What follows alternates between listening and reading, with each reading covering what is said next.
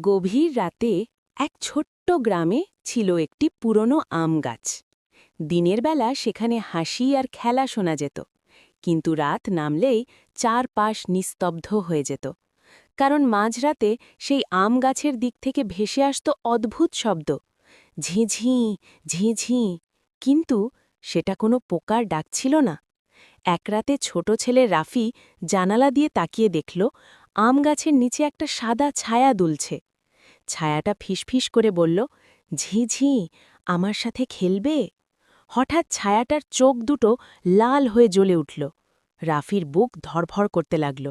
ভয়ে কাঁপতে কাঁপতে সে দৌড়ে গেল মায়ের কাছে। মা শান্ত গলায় বললেন, ভয় পেও না বাবা, ওটা একা থাকে বলেই ডাক দেয়। পরের রাতে রাফি সাহস করে জানালা দিয়ে বলল, আমি ভয় পাই না। ঠিক তখনই সাদা ছায়াটা ধীরে ধীরে কুয়াশার মতো মিলিয়ে গেল।